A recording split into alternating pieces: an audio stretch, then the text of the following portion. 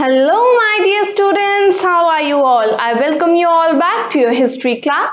We were doing chapter number 7 of your history book, that was an empirical capital Vijayanagar, जिसमें हम पढ़ रहे थे विजयनगर के बारे में, जिसमें हमने विजयनगर के बारे में इनफ पढ़ लिया था। इस चैप्टर के थ्री पार्ट्स हम ऑलरेडी कवर कर चुके हैं। इन केस आपने नहीं देखा है तो अभी जाके चेकआउट कीजिए। And do not forget to like and subscribe to our channel Learn Karo Class 11 and 12। इसी चैप्टर का पार्ट 4 आज हम फर्दर कंटिन्यू करने वाले हैं। आज के इस चैप्टर में हम सबसे पहला जो पढ़ेंगे वो होगा द सेक्रेड सेंटर। आज हम पढ़ेंगे सबसे पहले द सेक्रेड सेंटर के बारे में।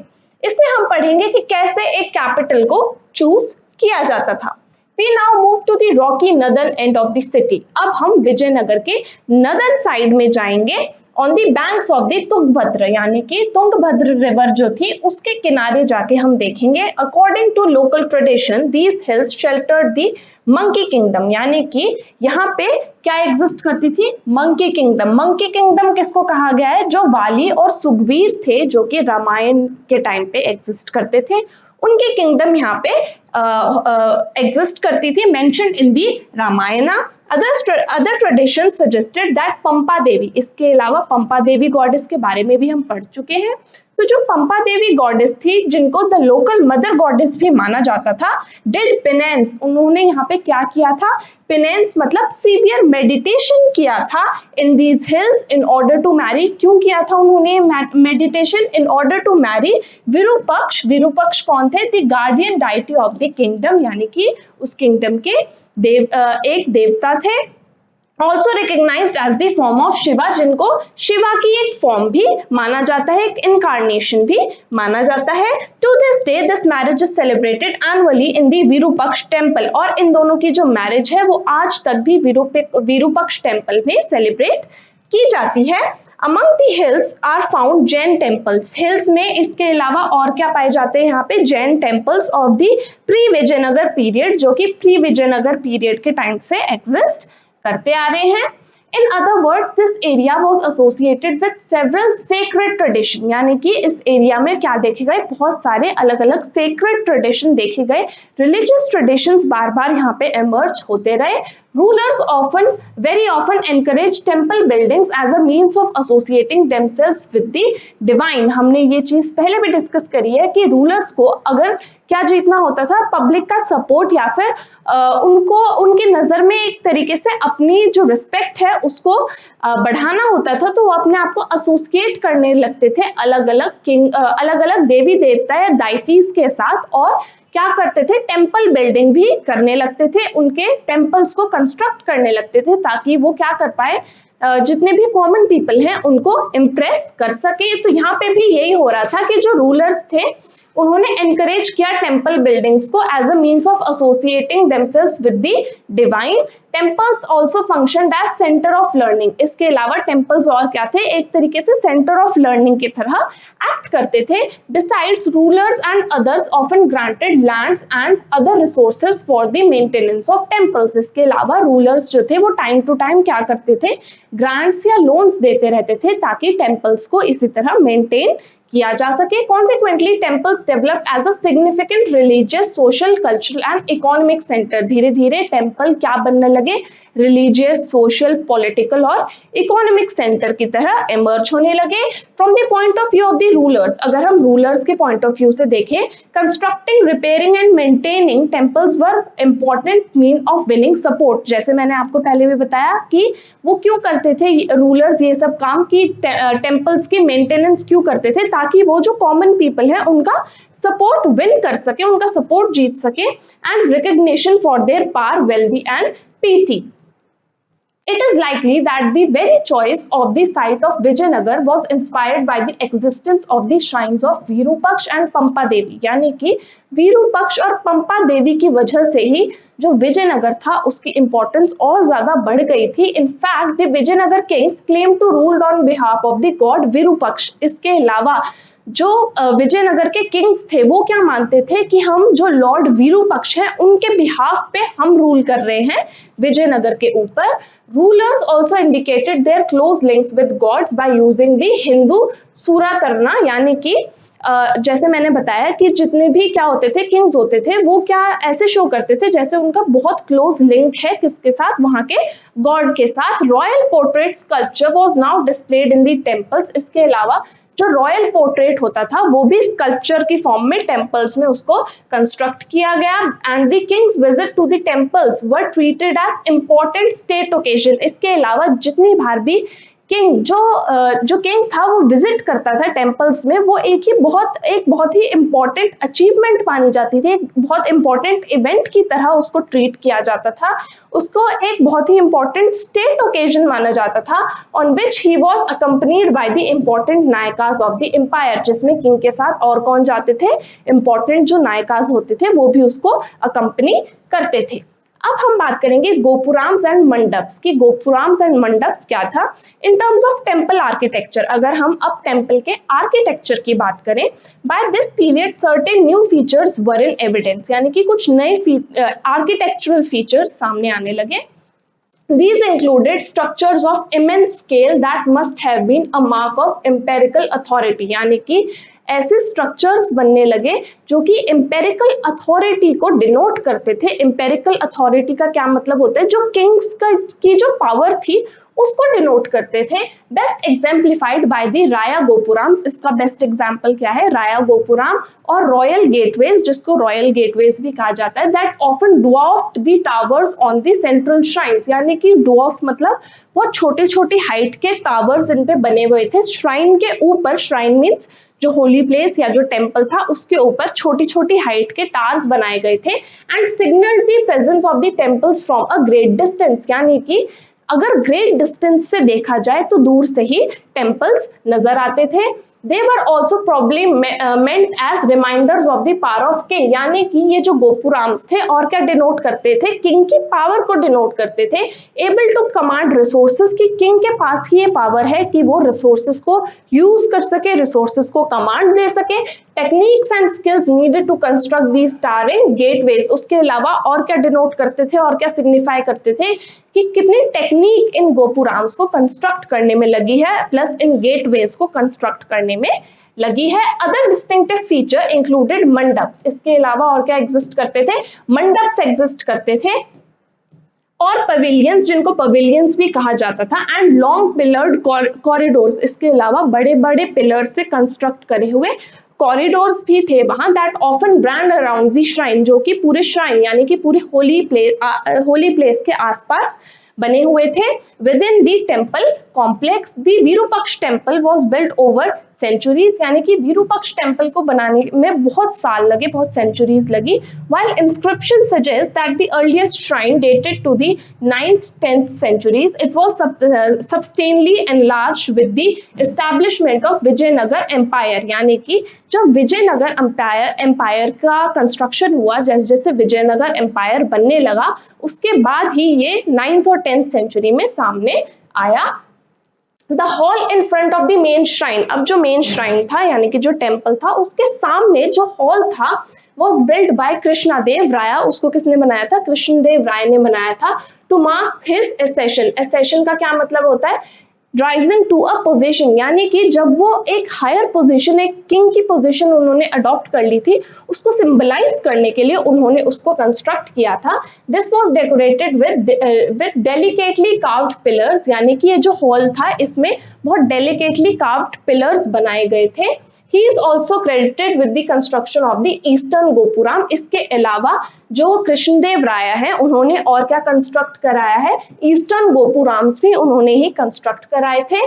The halls in the temple were used for a variety of purposes, अब जो halls थे टेम्पल में वो अलग अलग reasons, अलग अलग purposes के लिए यूज किए जाते थे।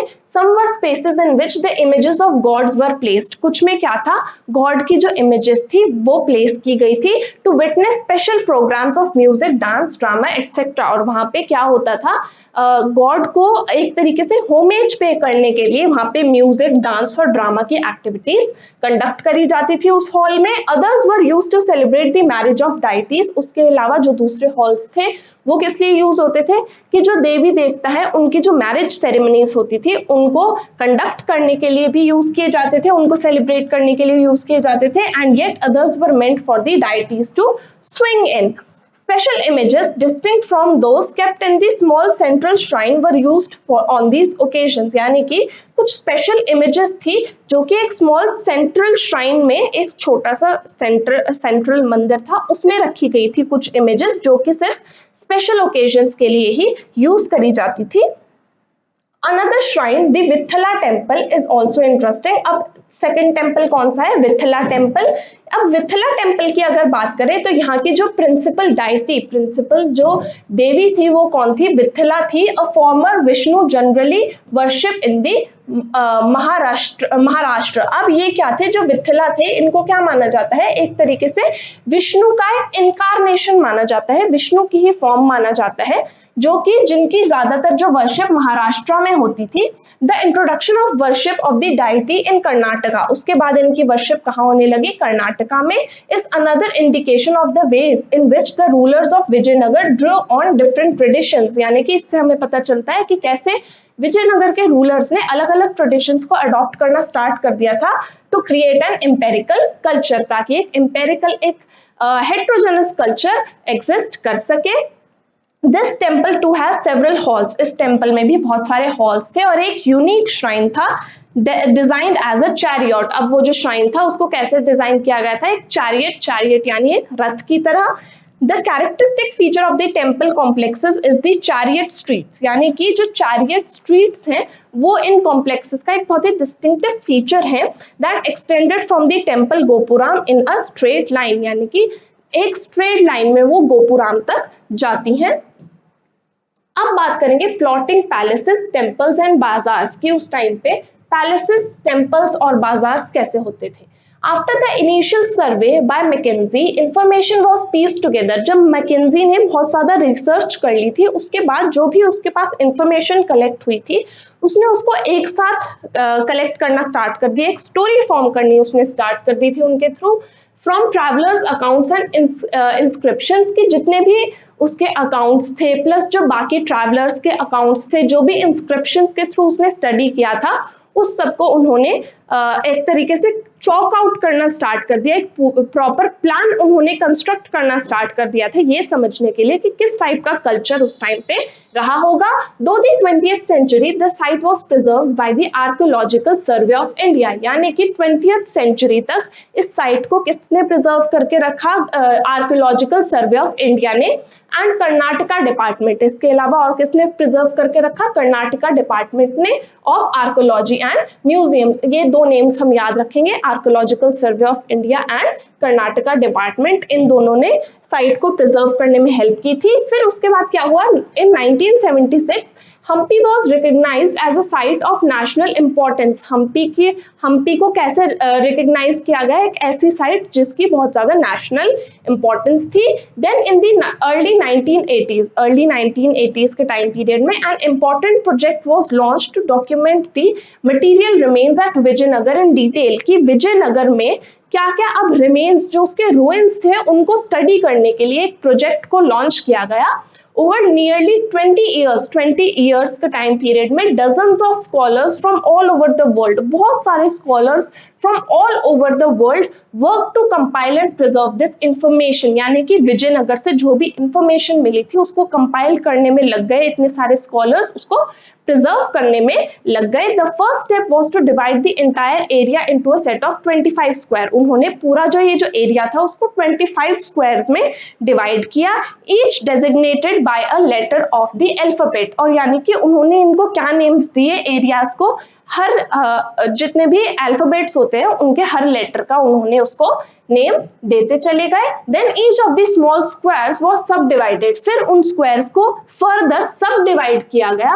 अ set of even smaller squares, each of the smaller squares was further subdivided into smaller units, यानी कि और ज्यादा उसको सब डिवाइड किया गया. स्मॉलर स्क्वायर से क्या बनी? स्मॉलर यूनिट बनी. दीज डिटेल्ड सर्वेज, अब ये जो ब्रेक डाउन कर रहे थे वो एरिया को पार्ट्स में, वो क्यों कर रहे थे? ताकि वो इसकी एक डिटेल्ड स्टडी कर पाए, एक इन डेप्थ एनालिसिस कर पाए, उस हिस्टोरिकल प्लेस की सिग्निफिकेंस को जान पाए.